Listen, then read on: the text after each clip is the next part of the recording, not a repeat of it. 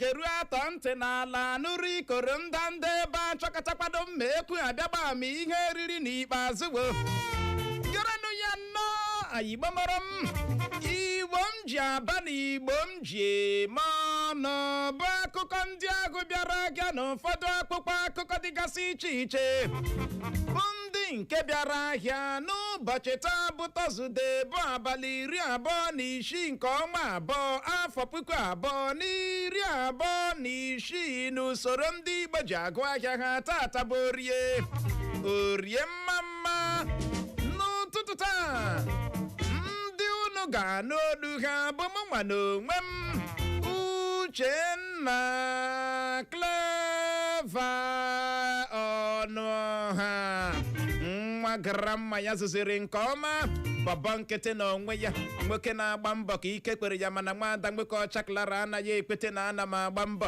odogbo ahụ nwoke ekwete na ahụrụ nwoke amamme na-agwata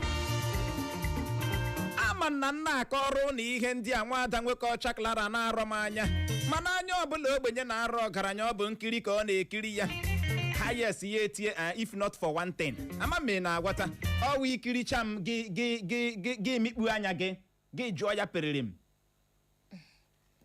Uche eji m peace bịa n'ụtụtụ a eji m violence bịa kekele ọha na eze ka m kwa ekele Igbo ọma na-ege ntị ọha na eze na-ege ntị asị m ya gazichara unu na ọ naghị ụbọchị ọma na ụtụtụ ọma nụ na-eteela asị m ka onye chiri ya zere ndewo nụ ndewo ịma iji akpapụ m iwe and I need to speak out ekwesịrị m imepe ọnụ kwuo okwu ka m hapụ ịnwụ in silence iji akpapụ m iwe sorry adịghị enough ị kwesịrị igba ikpere n'ala chiriele m aka elu gị na-akọ ihe ị na-akọ ya bụrụ na ị na-ekiri anyị n'ihe onyonyo vidio na Facebook ya bụrụ na ị na-ekiri anyị na Facebook ma ọ bụkwa na YouTube n'ụtụtụ a ị ga-ahụ ebe Clara ga-egboro m ikpere n'ala ka nle ma aga m afọ gị ya na nke ugbu a gbuo ya gbuo ikpere n'ala chiri aka elu okay ọ dị egwu egbuola m ikpere ole ebe igbere ikperela ọ dị egwu I am sorry okay apology accepted okay ịma na enweghị m nsogbu enwere m obi sarịsarị okay akwụkwọ nsọ si anyị gbaghara ndị mejọrọ anyị dịka Kraịst si wee gbaghara anyị afọgivuola m gị afọgetkwala m enwe m na-asị gị emejọzila emeghezila atụzila m n'ọnụ mgbe ụfọdụ kwanụ ịnọtụkwanụ gị jụọ onwe gị si ihe ọ na-abụkwanụ nkwa ege nkwa anaghị m emezu ya fọtụ a osi m n'aka ya bụrụ na ị ga-ewepụta ohere jụọ onwe gị ajụjụ a asị m gị I am sorry you don't do now osule asị m gị I am sorry osule agbanwe Clara ebodi agbanwe sorry na I like ya olugide hash ọdịdoge mma na ngwa I am sorry are you okay now itigo okay buha ya ọzọ ngekwu igboro ole chekeke ngwa reverse ya video agbanwe ole ka m kwuru na ya agbanwe otam jiwa ya nwekwa ya accept nwaanyị oluọma di ya anaghị ajụrụ ya nri Clara ṅomiri ka esi eme oluọma onwe ihe ọ ga-ewepụ gị n'ahụ ole ka m gwara gị ya I am sorry ugboro asaa must you be harsh plus ndị ke m gwarala gị agwa before must your voice be harsh can't you be romantic oh baby I'm sorry kukpu ha ya ọzọ be mean baby I am so sorry emena ka ewe onye zi iwe kodi Igbo mụrụ nze ma m ọzọ na-abịaghị bịa gbuwe oge ọbụla n'ụtụtụ a anyị ga-abịa nnọọ leba ya anya bụ isiokwu ya gbadoro ụkwụ n'ịgba nkịtị mba Amerịka gbaziri na nkwa ha kwere ala anyị bụ Naịjirịa inye aka buo ya megide ndị oyi ọha egwu terrorist n'ala anyị bụ Naịjirịa ịma na nso a ka mba Amerịka pụtara gbaa ka mmiri ọkụ dịka onye isi ala ha bụ Donald Trump pụtara yi egwu baa ihe ọ bara na enough is enough bụ oke ogbugbu a na-egbu ndị okpukperechi ụka Kraịst na mgbago ugwu ala anyị. Trump kwuru ya mgbe ahụ na ọ ga-awakpo ala anyị, echee na ọwa egbu ka a na-egbu. On the 25th of December, ebelebe egbuo na mgbago ugwu ala anyị dịka Trump ji abalị kpamkpamkpa ebe ahụ. Anyị echee na nke awụgode mmalite na ikekwe ya bụ ihe Trump mere ga-eme ka ndị oyi ọha egwu terọrist a sọrọ na ọ ga-eme ka ha dala azụ. Anyị amaghị na okpokpọrọ anyị ga n'iji ọwa aka ka o nyere ya. Ya dịzie ka ya bụ ọnọdụ enweghị nchekwa a na-ekwu okwu ya, ọ bịaziri tọpụ ọgọdọ ma egene gbara ọtọ na nso nso a kpọmkwem na steeti Plateau ka ya bụ otu ndị oyi ọha egwu terọrist nọ gbuo ihe ruru mmadụ 10 bụ ndị abịara likọta ozu ha na nso nso a. Just yesterday, akụkọ akpọpụ na steeti Ondo na Ọwọ ịma Ọwọ dị na Ondo n'azụ ụlọ nga akụkọ na-akọ na ndị oyi ọha egwu terọrist a gara ebe ndị mmadụ na-efe ofufe lee mmadụ 6 tọrọ otu onye agbafunazie ha. Ya bụ ihe na-agụ o nwekwanụ ka anyị ga-esi nyonye anya n'akụkọ ndị bịara ahịa n'ụfọdụ akwụkwọ akụkọ dịgasị iche iche n'ụtụtụ a. Ị na-agaghị anọ egbuola, azọgbuola, ebigbuola, etigbuola. Akụkọ a na-anụ mgbe niile, ụbọchị ọbụla, ụtụtụ ọbụla ị ga-anụrụla ya. Anyị wee na-ajụ gị bụ onye na-ege ntị n'ụtụtụ a, gịnị ka ị chere mere mba Amerịka ji wee gba nkịtị gbapem na-elegide anya? Kedu dị ihe bụ isiokwu? Ọ na-enweghịzi update anyị na-anụzi from America. Ebe niile adaala jụụ mana ihe na-eme ka na-emekwa gịnị ka na-eme. Agbanwe onye nka eweta onye nka, agbanwe onye nka eweta onye nka. Bụ ihe mere Chelsea na Man United anaghị emecha ọfụma. Oke changing of coach, oke changing of inspector general, chief of defense staff, chief of agbanwe nka ewetakwa nka, etinye nka eweta nka, etinyekwa nka etinye nka. My uche, that's in a better more affect. Most of the matches are now at Chelsea. I don't go again. And I couldn't know coach na ebuanya kana matches in Daimere. You see? Tuto this okay, agbanwe parent eweta parent agbanwe. You know? Ewere onye ọgba aka etinye, eweta onye nwe oru ubi agbanwe ya, ejiri onye mba itoolu, ewere ihe ka ogene. Ọ dịzi aha. Ijikwa hụ na enwere nchekwa mere gene tara ọchịchị. Tilo ihe uche nke ihe ivono mgbe ahụ ka bịa futi gbazie ya fuel. Piam. Eji ole nne gị kọkọrọ m ihe na-ebe ka na-ebekwa. Uche o. Nwaanyị ọma. Ndị Trump si mba Amerịka zite ebe a. Ọkwasị nwere report ha zigara. Na-asị na aka na-egbu ndị okpukperechi ụka Kraịst ka echi adịghị. Echemenyecha report ahụ, they will not use that report to... The last positive report I metara from mba America bụ na ha ezitele, ha ga-ezite, ọ bụ na ha zite, ha nụrụ mgbe ahụ na ha ga-ezite. Ọkwa ya ka ndị agha ha mechara zite ya. Ha zitere first batch. Ndị ga-abịa inye ndị agha anyị ọzụzụ. Kedu dị ebe egbugbere ọnụ gara mmiri ji ama ezi? What is happening? Gịnị ka ị chere mere mba America ji wee gba nkịtị kemgbe isi? Anyị agaghị ewe ozi na WhatsApp n'ụtụtụ a. Gawa na Facebook ga-akiri iwe anyị. Iruo na Facebook chọwa Echo FM 100.7, ECHO FM 100.7. Kliki kpam kiriwe anyị live ebe ahụ zibatara anyị ozi. Anyị nọkwa live na YouTube. Anyị nọ live na YouTube. N'ihi ya gachi ebe ndị a niile ga ebe ahụ ga zibatara anyị gịnị ozi. Biko ị na-aga Facebook, Instagram, ndị nke ọzọ YouTube. Biko gị like ya, gị share ya. Ọ dị oke mkpa, ọ dị oke mkpa. Mbanụ ka ọ dị ka anyị gbapụ ya ọsọ je ka ọ dị ubi onye anyị bịara na nke ya gezie nnọọ ntị. Ọ bụghị na ọdọ nzirịta ozi soshal midia ka a na-eme ntuli aka elu ka Tinubu gbara ndị otu pati ọzọ hoo ha bụ akụkọ mbụ anyị hụrụ n'akwụkwọ akụkọ Vanguard. Na ya bụ otu akwụkwọ akụkọ Vanguard ka anyị hụkwara akụkọ a bụ nke kwuru na n'oge na-adịghị anya mụ na ndị ụlọ nzukọ omeiwu steeti Rivers ga-ebido rụkọwa dịka ji na mmanụ ka fubara kporo.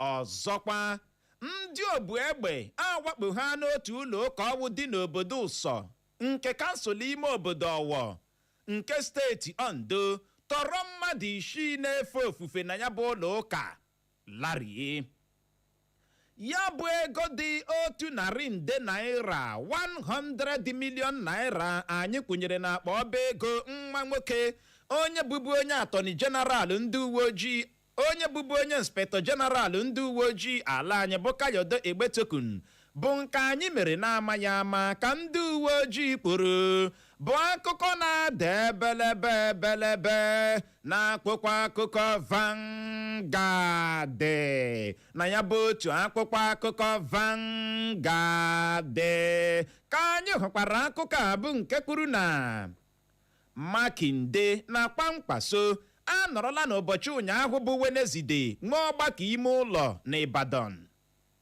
Tunji Disu ga-azụta ihe ndị Naịjirịa tụrụ ya n'ahịa dịka onye na-arụgodi ọrụ dịka onye inspektọ jeneral ndị uwe ojii ala anyị ka gọvanọ steeti Lagos bụ Babajide Sanwo-Olu kwuru.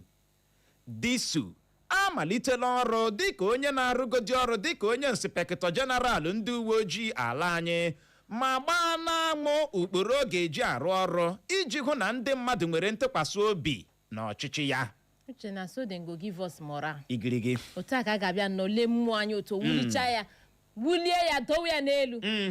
Mgbe a na-eme na ihe ka anyị na-ahụ Uche lema na ha emegharị ahụ piam na hapụ anyị isi ebe abịa kwụọ na ị hụtụla onye ewerela n'ọrụ bifo si ya ngwa nọ kpuo okwu ya sị I will not perform maọbụ ya sị gị nna aga m emewu ya aga m emenwu ihe a aga m emewu ya ya nwa ga-agba gị na ọ ga-adọtu eluigwe. Ahụtụbeghị m onye ewerela n'ọrụ were maịkị nye ya sị ngwa gwa ọha na eze okwu ya sị gị nna ọrụ a ga-agbaji m aka aga m emeli ya. ọ bụrụgodị na ịma ya bụ ọrụ ị ga-ekwu na ịma ya na ị ga-eti igba na ya n'ihi ya Tunji Disu ihe awụ the first time anyị na-anụ ụdịrị okwu a anyị chọrọ washon kama ihe ga-convince anyị ma ịbịa back ya talk with action. Ọ bụ ihe ikwu ihe n'ọnụ you back it up with action. Uche Sanwo-Olu abịala nnọọ na-adọ iri ya ukwu na-ehi aja n'ukwu na ịgbabem na ọ ga-azụtawa ihe atụrụ ya n'ahịa na so dem dey tell us before kwa o. Ọ dị ego ka ọ dị nwaanyị ọma n'ụbọchị ụnyaahụ ka akụkọ nọ wee selite achịkatala m ndị uwe ojii ala anyị pụtara na-ekwu na ya bụ ego dị 100 naira 100 million naira ha kwụnyere n'akpa ọba ego nwa nwoke onye bụbu onye inspektọ jeneral ndị uwe ojii ala anyị bụ Kayode Egbetokun na ha mere nke ahụ na-amaghị ama. Uche ka ihe na-eme kemgbe echi eme ya na-amaghị ama ugbu a na Disu abịala nọchi anya ya abịa na akọrọ anyị na akwere ya na-amaghị ama unu eme ha amaghị ama ya ọrụ na akaụntụ m. Unu eme ha amaghị ama ya ọrụ na akaụntụ Clara. Ya wụrụ nwa nwoke Egbetokun ka unu gara aga kwunye ya na-agwa anyị na unu mere ya na-amaghị ama. Asị ọcha ezigbote asị anyị etofeela ihe ndị unu na-akọ we don't pass that level. Anyị etofeela 100 million naira 10 naira. Kedu ụdịrị asị dị ihe a 100 million naira 100 naira unu ga-atransfer anyị na-akpọ ọba ego mmadụ without verify unu na-asị na unu mere ya na-amaghị ama. Unu ịhụrụ unu mee ụdịrị ihe dị otu ọ ga-aka mma na unu kpuchiri ya unu akọla ya akụkọ ọ na-atọ ihere ekwesịghị imepe ọnụ nye ndị na-amaghị o nwere ego a bịara na-ekwu na etinyere na akpa ọba ego nwa nwoke Egbetokun gbarala arụkwaghị m retired resigned. Ndị uwe ojii sọ by mistake Chineke ya dịwa ya dị ego gaa n'ihu nwaanyị ọma ike agụ ọ si n'oge na-adịghị anya na ya ndị ụlọ nzukọ omeiwu steeti Rivers ga-ebido nwụrụkọwa dịka ji na mmanụ. Uche nwe ihe na-aghọta ihe m ghọtara ebe ahụ bụ na onye ya na ndị iro na-erikwa nri ya jiri ngaji ogologo akpachapụkwa gịnị anya ama m na aghọta maka na m elu m ala mkpi ga-esiriri isi maka na m elu m ala anya ga-adịkwa nwa nduru na akpa egusi maka na m elu m ala ihe ọbụla egbe mụrụ ọ ga-ebu ọkụkọ ntị ọ dịkwa maka na m elu m ala agwọ ga-ama ihe toro gịnị ogologo ọsọkwa gị were nwa mkpi ịsacha ya ahụ gbaa ya pef igo smell Fubara be a man. Fubara be a man. Uche ọ na ha agbalịrị ibi a man. Gbado anya. Uche ọ na ha agbalịrị ibi a man. Gbado anya. Ihe ọ sị gị na ọ chọrọ peace. Onye kwana ọhịa oge ji yi na ndị aka ukwu ha abụọ wuru otu. Ihe mere na o ji achọ peace ọkwa second tenor. O nwere ihe ọzọ. Ihe anaghị no, ihe anaghị ma. Ọkwa second tenor. Thank you. Ka ọhụgodu no smell of the seed the second time. Ọkwa second tenor. Yeah. Mana a good name. Yeah. A good name kemgbe agbara m ụwa ka mma kara ọlaọcha na ọla edo. A good name. Ọka nọ na onye isi ala Bola Tinubu de Jagaban himself apụtala gwa ndị ndọrọ ọchịchị gwa ndị opposition na ọ bụghị na ọdọ nzirịta ozi social media ka a na-eme gịnị ntuli aka elu ndị media warriors ndị gbam ọzọ ma ọzọ amami na aghọta ndị gbam ọzọ ma egene ọzọ ndị atịkụ ndị ajimakpọ ha ndị atịkụ ede n'elu edejuo n'ala and polling unit lekwe result enwetaghị mana ihe mere announce na ihe adịzi iche ọ dị iche ndị atịkụ ndị pụtara ụwa ide ihe warawara ka kọrọ gbatuo mee analyze ya na-atọ gị n'ọnụ at the end inwe ike convince nwe otu mmadụ ịtụ vote amami na aghọta enyochakwa ya bụ ihe voters card ị nweghị polling unit gị maghị ị naghị atụ vote aha gị wụ inocha gị bụ fon ahụ na-akọ ntuli aka elu gị ga-agbawa bọọlụ Tinubu ekwuola ya ka ụha ịhụrụ politiks awụ egwu nne na-agbara nwa ọ bụghị egwu achọ ụtaba n'aka agba it is deeper than you think n'ihi ya atụrụ ga-asọ mpi eko ga-esi gị ike ị ga-adị agile ị ga-adị agile otu chọrọ ịma Clarice ị ga-adị active ka kipa chọrọ ịwọ penalty ị ga-adị active uche arịrịọ niile m ekwekwala ka m withdraw ya don't provoke me, don't push me, don't allow me ka m withdraw ya the whole sorry m gwara gị sorry ugboro ole almost 21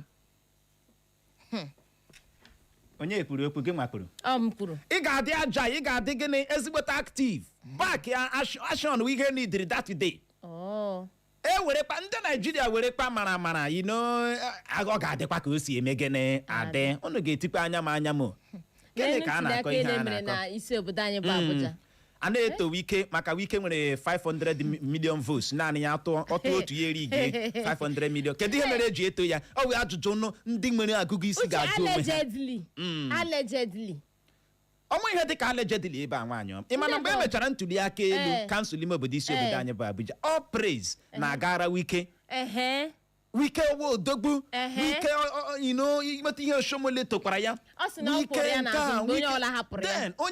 onye na-eche echiche nke ọma ka ara eju onwe ya kedu dị ihe Wike mere o ji wuru odogbu a ọwụ ihe onye ahụ ga-eme gịnị ga-ajụ onwe ya kedu dị ihe Wike naanị ya o nwere 500 million votes uche right from time ọ gwara gị na onye ọbụla na-atela Tinubu onye isi ala ka ọ ga-esonyere gịnị wụ dị nsonyere a agbapela okwu a gịnị wụ nsonyere a at the end of the whole thing APC won ọ gwara na agwagwalada ka PDP nwetara ihe kedu ihe mere ndị asị gị na they will give you gịnị wụ dị support ha nwere 37 million votes sikwanụ kwuo gịnị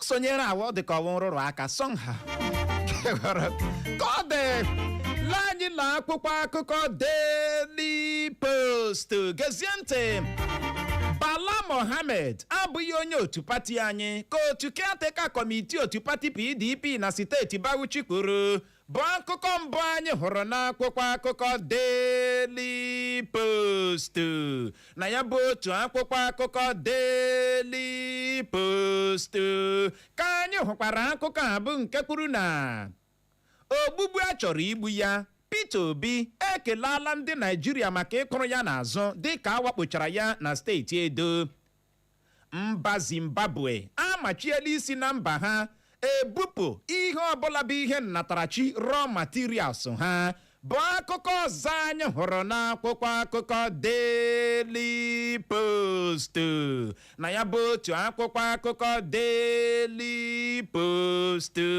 ka anyị hụkwara akụkọ a bụ nke kwuru na otu kọmishọn na-ahụ maka nrụrụ aka n'ala anyị bụ ICPC apụtala kwuo na ọ bụ okpokpo asị bụ akụkọ ahụ a na-ebugharị n'ọbara na-agba El-Rufai n'imi ụnọ bụ ndị gbahapụrụ otu Labour Party anyị ga-emecha nabata ha ụnọ n'otu Labour Party ka gọvanọ steeti Abia bụ Alex Oti gwara ndị niile gbahapụrụ otu Labour Party jiri nwayọọ kpọọ ndị otu pati APC ụlọ ọdụ ka otu Obedient Movement gwara onye isi ala Tinubu dị ka a wakpochara Peter Obi na steeti Edo. Ndị obu egbe atọrọla otu onye kanselọ ọwọ na steeti Nasarawa larie bụ akụkọ ọzọ anyị hụrụ n'akwụkwọ akụkọ Daily Post. Na ya bụ otu akwụkwọ akụkọ Daily Post ka anyị hụkwara akụkọ a bụ nke kwuru na ụmụnna Peter Obi akatọọla ya bụ mwakpo awakporo Peter Obi ma kpọọ oku ka eme nnyocha gbasara nke a. Aga m enyecha gị nkwado niile iji hụ na ikpochapụrụ ndị omekome, ka onye isi ala Tinubu gbara onye ahọpụtara ọhụrụ dịka onye ga-adị na-arụgodi ọrụ dịka onye Inspector General ndị uwe ojii ala anyị bụ Tunji Disu. Ọ bụghị otu onye nwe otu pati APC ọbụla dị Tinubu ka Benjamin Kanu kwuru bụ akụkọ ọzọ anyị hụrụ n'akwụkwọ akụkọ Daily Post. Na ya bụ otu akwụkwọ akụkọ Daily Post ka anyị hụkwara akụkọ a bụ nke kwuru na otu pati African Democratic Congress bụ ADC akatọọla mwakpo awakporo ndị otu ha na steeti Edo ebe ka ọ dị ha echewala ihu n'ụlọ ikpe ECOWAS. Ihe anyị nyere ụnọ bụ isi ugbu a ya na-eru ụbọchị echi bụ Fraịde imezu ihe ndị anyị gbara ụnụ si mere anyị, ma ọ na-abụghị ya ihe anyị ga-eme agaghị amasị ụnọ, ka otu jikọtara ndị ọrụ ala anyị bụ NLC gbara ọchịchị etiti Naịjirịa kemgbe afọ 1909.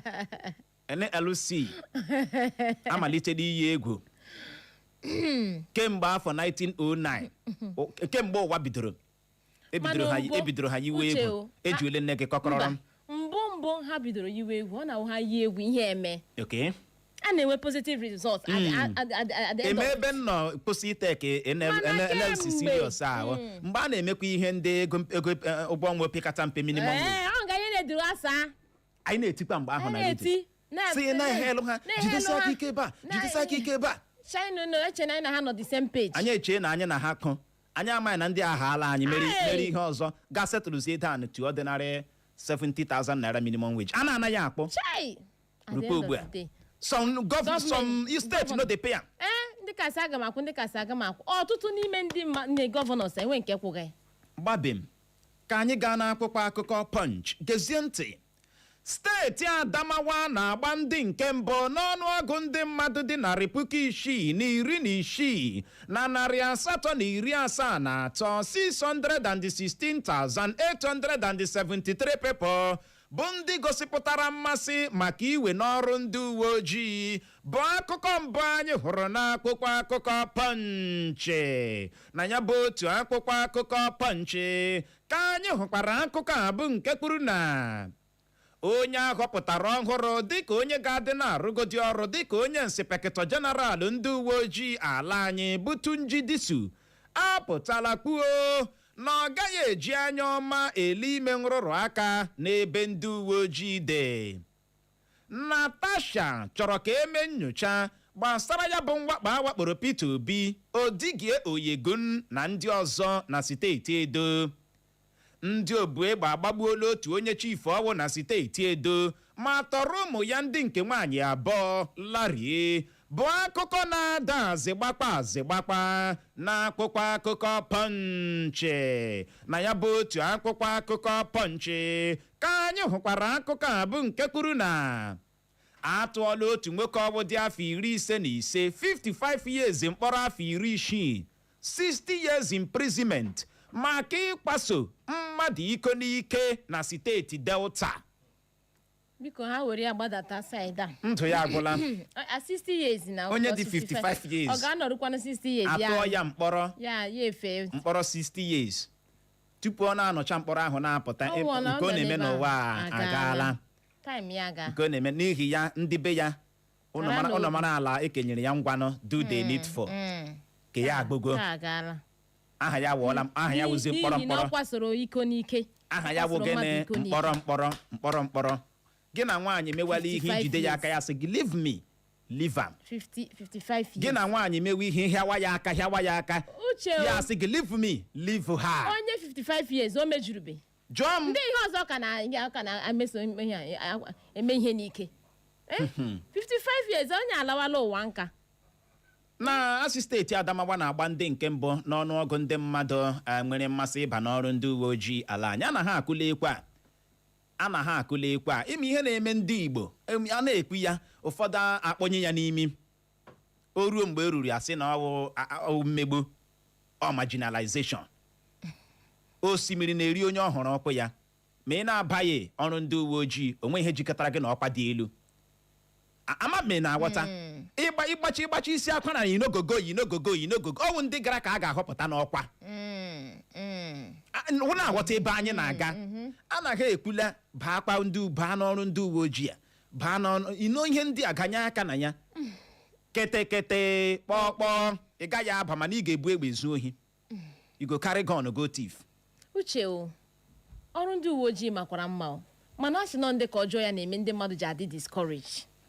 Ama m ghọtara. Chọọchị gị na-agaghị agbanwe gị gbanwee chọọchị gị. Thank you. Na-aghọta. Ọwụ ya. Jekpa ama mma gbachala fọm ọwụ marakwa ihe ị ga-eme o teela ebidoro kụwa ekwe a. Eche m na ọ dị ka agbachala fọm ahụ. Echegazi screening. Echegazi nyocha. Lee anyị la akpụkpọ akụkọ dị sitesiman mmadụ ise anwụọla ebe mmadụ 8 na ugbu a n'ụlọ ọgwụ dịka ha richara anụ etinyere nsị na steeti Taraba bụ akụkọ mbụ na-ada Taraba na akpụkpọ akụkọ dị sitesiman na ya bụ otu akpụkpọ akụkọ dị sitesiman ka anyị hụkwara akụkọ a bụ nke kwuru na Tinubu anọrọla n'ụbọchị ụnyaahụ bụ Wenezdee chọọ Tunji mma dịka onye ga-adị na-arụgodi ọrụ dịka onye inspektọ jeneral ndị uwe ojii ala anyị. Ụlọ ikpe agbatikwuo na mkpọpụ a chọrọ ịkpọpụ El-Rufai n'ụlọ ikpe ruo abalị 23 nke ọnwa Eprel na-abịa abịa. Ọ dị ego.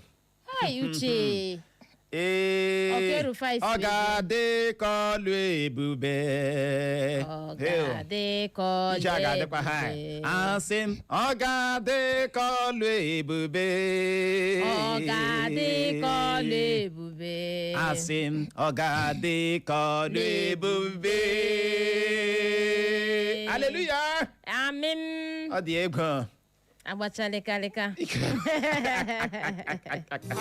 the worst thing ị ga-eme gị n'ụwa na ị gara mkpọrọ Naijiria adịghị mma ịnweta gị na ụlọ mkpọrọ nke gị agbụgo ka ọ dị Igbo mụrụ nze ma ọzọ bụ n'ebe a ka anyị ga-enye ya rịkọm iji hụ ohere je ṅụrụtụ mmiri ma kpacha akpịrị ya bụrụ ma anyị lọghachie anyị elebazie ya anya bụ ịgba nkịtị ya mba Amerịka gbaziri na nkwa ha kpere ala anyị bụ Naijiria inye aka buo ya megide ndị oyi ọha egwu terọrist n'ala anyị bụ Naijiria. Anyị wee na-ajụ gị bụ onye na-ege ntị sị gịnị ka ị chere mere mba Amerịka ji wee gba nkịtị imere ọsịsa zibatara anyị ozi na Facebook anyị lọghachi ị hụrụ ụdara anyị tanyere eze mụ na nwaada Clara nwoke ọcha klakla otie anyị arazie ya ka ọ dị dadarara agagharịkpala agagharị. Echo FM 100.7 the fresh news people.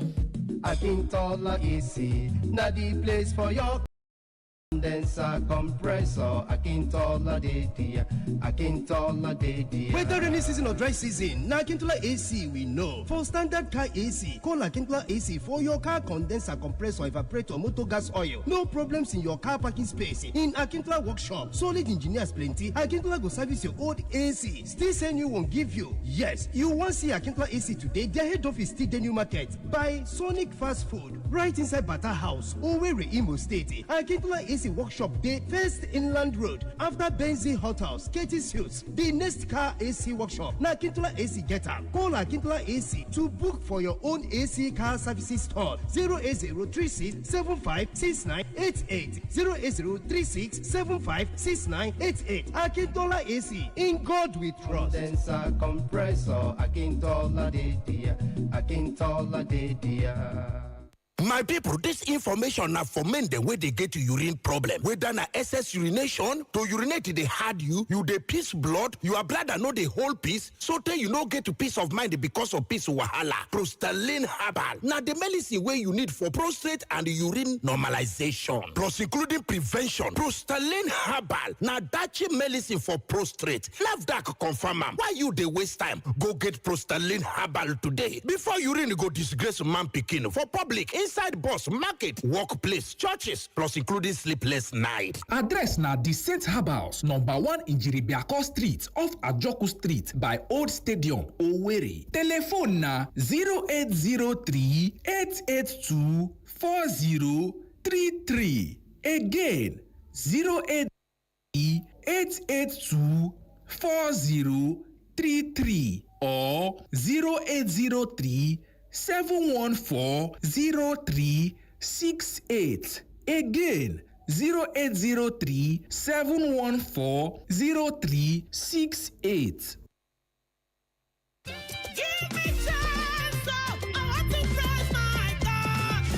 It is time to celebrate a man the Lord has helped, a man of grace, a man that puts smile on the faces of the people. Yes, it is the birthday celebration of Prince Charles Chukwuemeka Amadi Chavon. It shall be a moment of joy as we celebrate our hero during the Breath of Praise program. Date, Thursday 26 February 2026. Venue, Chavon Citadel of Praise, Eziama Ikeduru. Time, 5 p.m. Ministry music, Cornelius Benjamin, Mercy Chinwo, Minister M and Revelation, Reverend Kingsley Nwogo, the singing preacher, and others. Breath of Praise and receive the presence of great and anointed men of God, like the Most Reverend Dr. Moses Chikwe, the Auxiliary Bishop of OYI Catholic Archdiocese, Reverend Dr. Bethel Nwenebo, Reverend B, and others. Come, let us celebrate our hero. Give me chance, I want to praise my God. Give me chance, I want to praise my Echo FM.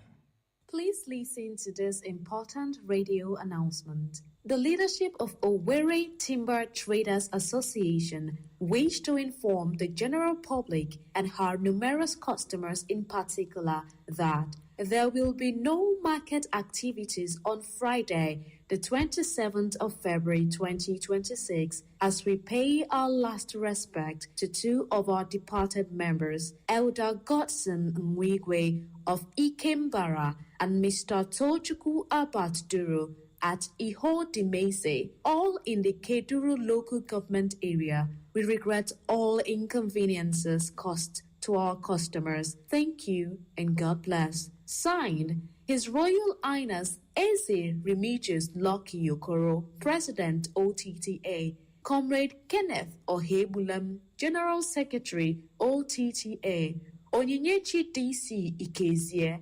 PRO OTTA. Thank you for listening. Echo FM.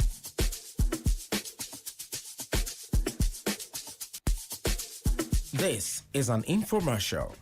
Oh, this is so frustrating. Which kind of thing be this now? Oh, Michael, have fun now. This one, your face is like this. What's wrong?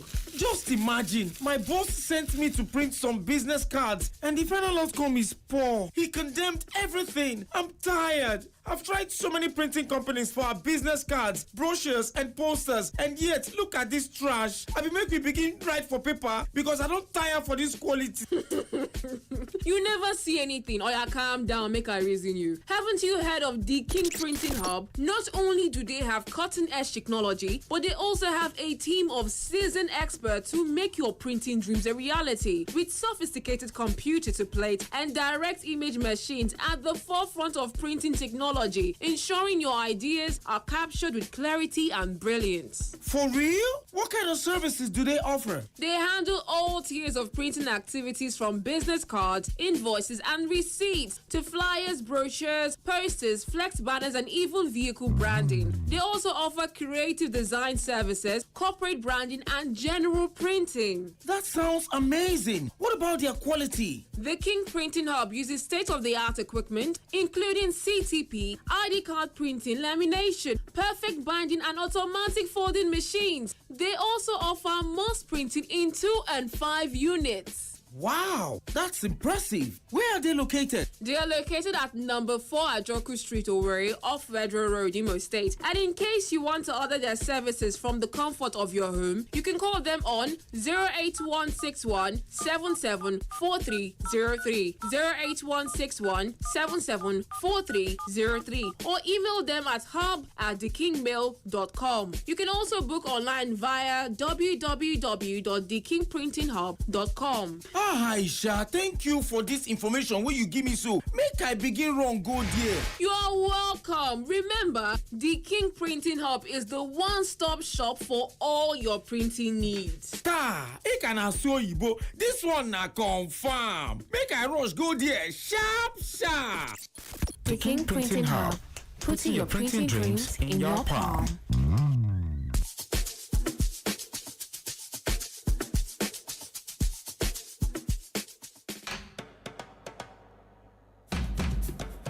Are you a business owner looking to reach a wider audience? Do you want to promote your products or services to thousands of listeners? Look no further. Echo FM 100.7 offers a unique opportunity to advertise your business to a targeted and engaged audience. If interested in advertising with Echo FM, please call 0707 491 3440 to speak with our representative. Don't miss out on this amazing opportunity to grow your business and reach new customers. Call us now on 0707 491 3440. 0707 491 3440. Thank you. Echo FM.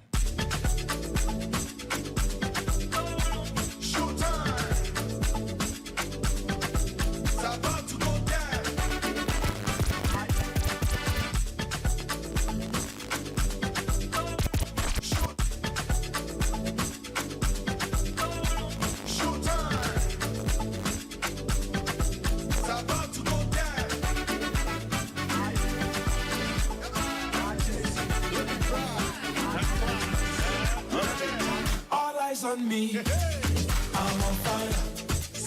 All eyes on me, yo, I'm on fire. Body is banging, I'm on fire. Skin is killing, all along, I'm on fire. My energy on high tension, I'm on fire. Thank you, dimension. Gana gapa mana garubeye bana gale gilije. Ije kaboko giga. Kodi biko gereno ọkwa dị oke mkpa. Ndị avụ Ultra Modern Mechanic Village ji ohere a na-eme ka ọha na eze mara n'ọrụ agaghị adị n'avụ Mechanic Village n'ụbọchị taa bụ Tọzdee bụ abalị 26 nke ọnwa Febụwarị a anyị nọ n'ime ya n'ihi otu onye otu ha nwụrụ anwụ. Onye binyere aka n'ọkwa bụ Comrade Ifeanyi Ogwuegbu bụ onye a na-etu Bishop bụ onye isi oche avụ Mechanic Village. Na-agba ọsọ Chigozie bụ onye a na-etu nwa fada bụ onye isi oche otu kọmitii na-ahụ maka olili ozu ahụ. Ndewo maka ige ntị ngwanụ nọrọ ebe ahụ emekwala ngagharị anya lọghachie na nke ugbu a anyị anụrụzie ọnụ mmiri asụ gị gbasara ya bụ ajụjụ anyị jụrụ gị gbasara ọjụjụ Trump na ndị otu ya jụrụ ịwụcha n'ala anyị bụ Naịjirịa. Bịa ma ihe ndị anyị chere na ha ga-eme nọrọ ebe ahụ agagharịkwala agagharị.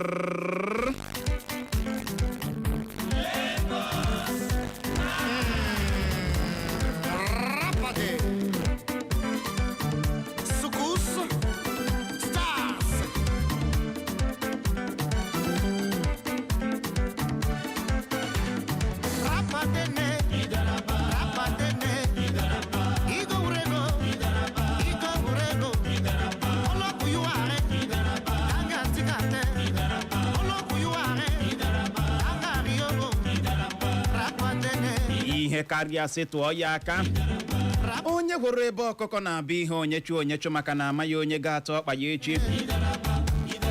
Ịhụkwa ihe na-ezighị ezi kpukwa na ozighị ezi maka adị ama ịma na nka dị n'ọnụ o wee bụrụ ya ịgba nkịtị mba Amerịka bịaziri gbaa na nkwa ha kwere ala anyị bụ Naịjirịa inye aka buo aja megide ndị oyi ọha egwu terọrist n'ala anyị bụ Naịjirịa.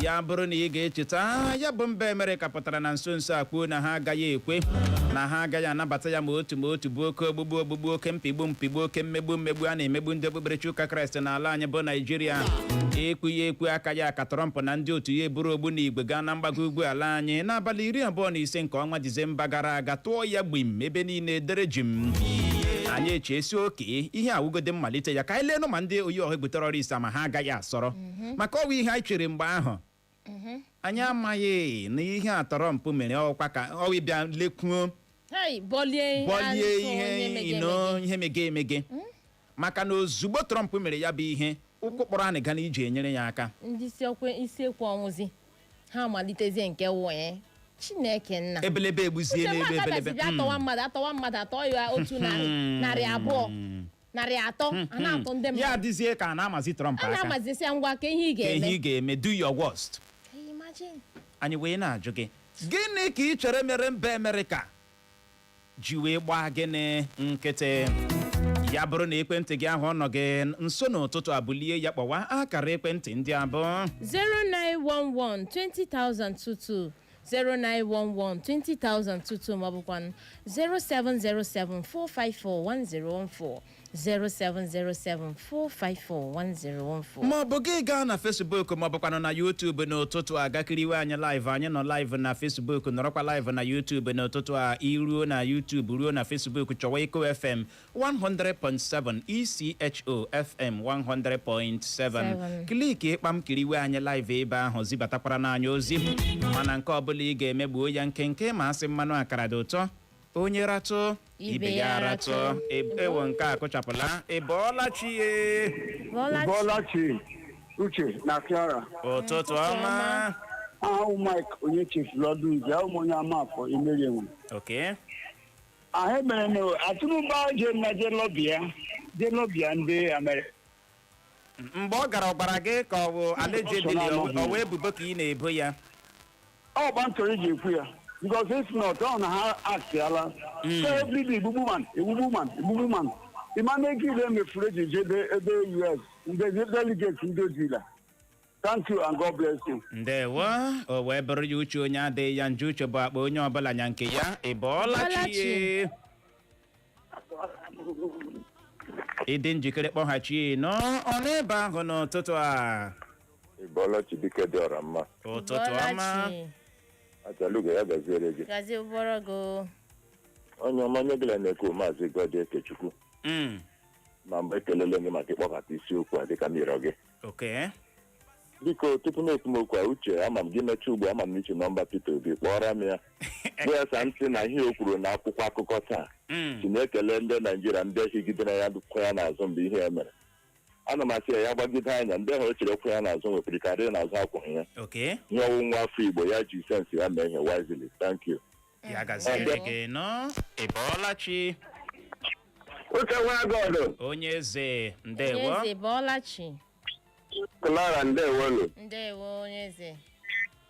Ihe gbasara Trump na Naịjirịa ndị Naịjirịa corruption wa ha enwere otu ha ji ekpe ndị a bịara ihe ugbu a chie ha aka kpatara Trump ji lakpuo kama na nlakpu Trump ọ lakpuru anya ga-ekwu na ọsọ ka ọ gbara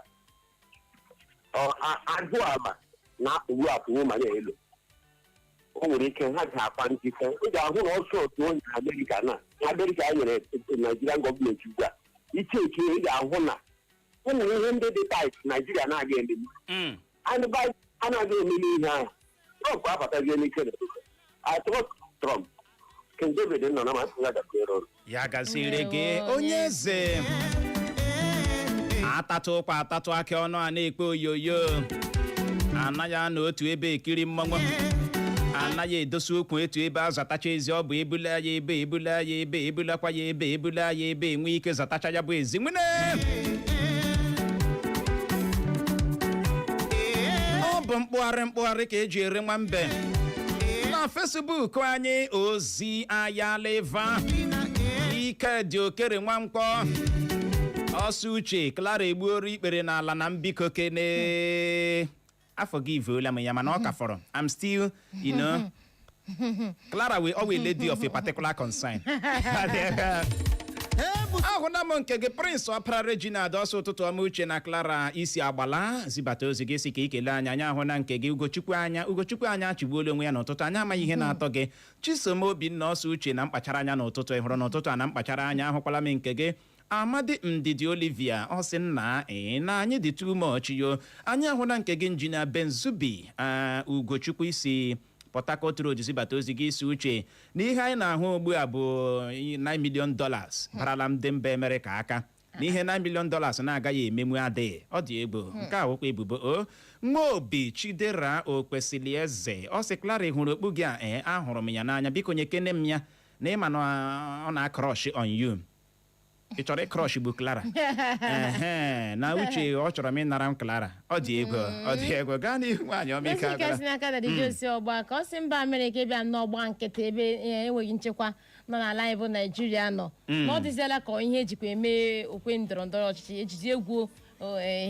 okwe ndọrọndọrọ ọchịchị n'ala anyị ọ dị ka politiks abatala ya ọ sị onye makwana ma ike agwụla ha maka inwe nchekwa narị ibe elu n'ala anyị bụ Naijiria ọ dị egbo Egbe Ruben Chukwudị ọsọ ụtụtụ ọma Uche na Clara Chi Silvia ọsọ ụtụtụ ọma o na ike egboro na nke ikpeazụ a ebelebe egbuola Divine Obiọha ọsọ hụrụ ego n'ebe a na-eme nrụrụ aka n'ihe niile ga-abụ mkpekọrịta ya gaziri gị no Divine Obiọha ịbọọla chi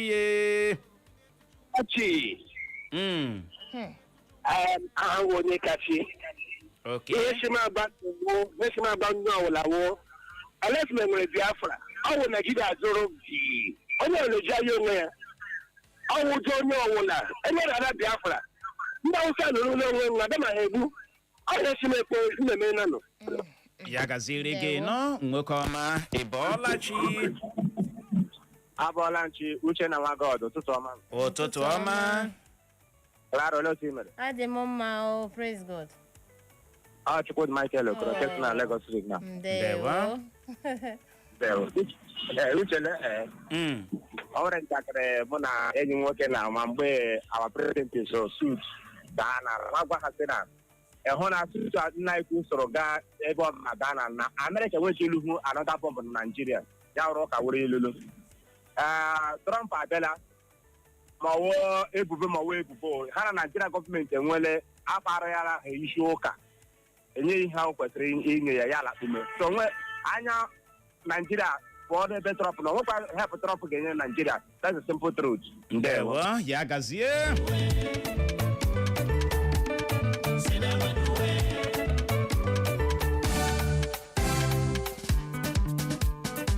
wee bụrụ ya ọ dawa tungolo ebe echetala m mgbe ahụ n'afọ 19 kiridim long live Africa obodo Chineke gọziri ma chọọ ezi mma mana ndị ndọrọndọrọ ọchịchị atụgharịzie ya obodo duoda ya fe igirigi onye bata ya ekwechiri bụrụzie eze onye agbala m ịhụ ya na-aga mụ na onye ha ọtasị ndị steeti yo amamina wata I have a capacity ime nrụrụ aka ọkwa ya igirigi naanị gị na-atụ 1000 votu maka na ịbata na gị ime mmapịa dị na ya ebe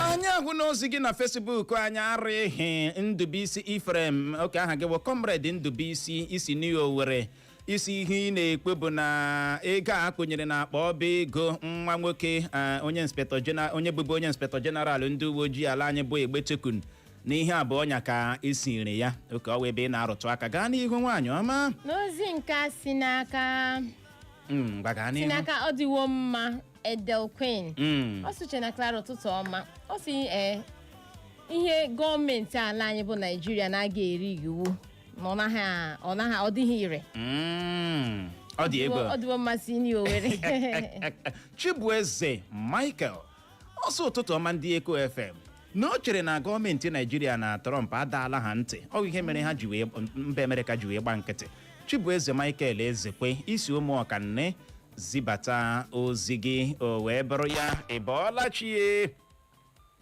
sọsọ na eko otu a na eko otu a ihe niile na-eme Uche na Clara ekelela m ụlọ na-asị ụwa marụ ma ndewo wamakwara go anyị na-atụ anya ka ha bịa ya ahụbe ha okay mana echere m na ndị ndu anyị nọ ha mere ha chebe dị allegedly a nọ na-eche si na mgbe ha mere election a na-ekwu I want to give my mandate ha na-eche ka ha mechaa ya tupu ya ọbịama because ama m na ọ chọrọ ịbịa akwa na ha mere ọbịa bụ allegedly mana asị m ha ya aka ka ọ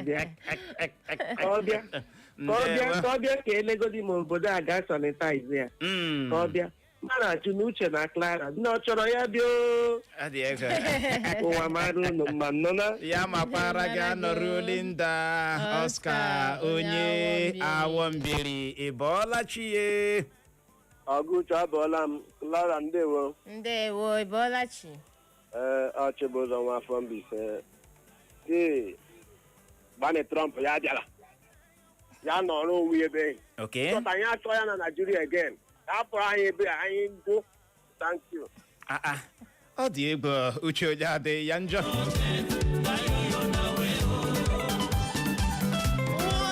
Uche bụ akpa onye ọbụla nya nke ya ọ bụ eziokwu na aha mba Uche mana ị hụrụ n'ụtụtụ onwe ya onye ga-anya nwune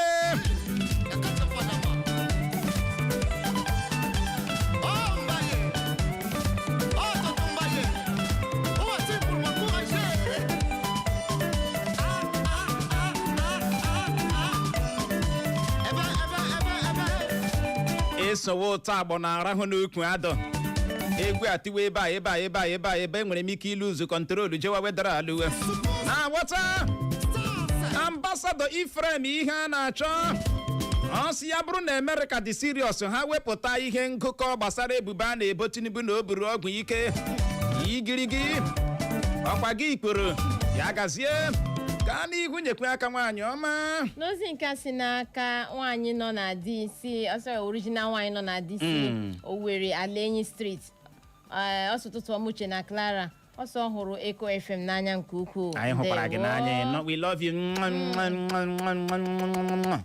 we love you lee ka onye Afrịka dịka gị nọ na-ele m anya ihe ahụ ihe ndị ọcha ji egwuri egwu nwa ahụ ihe ndị ọcha ji egwuri egwu i werela anya chi ịga m na ọwa arụ ka m mere I beg your pardon.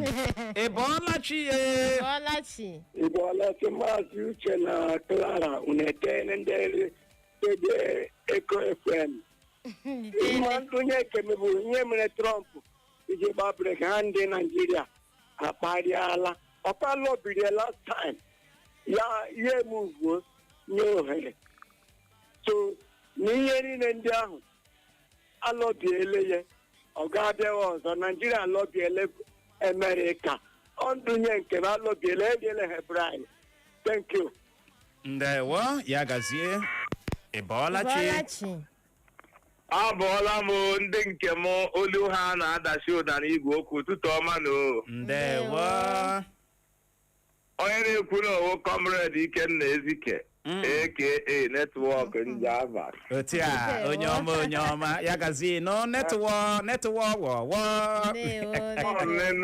ndị ọma Peter Clever na Clara ụnụ ka ọkwa ihe ọnụ wuru echi otu a ihe kwuru ka a na-eme biko ebe m si na-akpọ na awụ mụdara ugbo okorata nke dị na nje abalị ka gọọmenti afọ biko onye na-ekwu okwu ihe gbasara Trump ya leruo anya Trump awụdo onye a na-enye ngarị ọbụghị ọta ha nọ na surveillance dị active mgbe Trump batara gbarie Home of Bandit na 25 December enwetaghị believe na 413 ga-eme so our people nwere ike na-efili na Trump emeghezi anything ihe a na-eme ya na-aka enwee tight base by American military enweghị tight base na Nigeria isi ọbụla ọ ga-esu a na-apịa na East a na-apịa na North na-apịa na South na-apịa na West ihe ga na-ajụzi onye wa outcome ama mmasị ike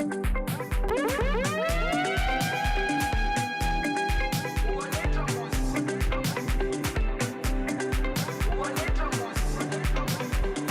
yeah, baby. Girl, drop down for me. Dance until you dislocate. Got rules I'm about to disobey, but know it's gonna be okay. Oh, let the music take you away. So you say, I know your baby drive you crazy, but no one can take his place. It's so dark out, world so dim. Let your light shine from within. No more hatred, let love win. I'm your family, I'm your friend. Good to see you, how have you been? May he bless you and your kin. No more feeling down. It's time to hit the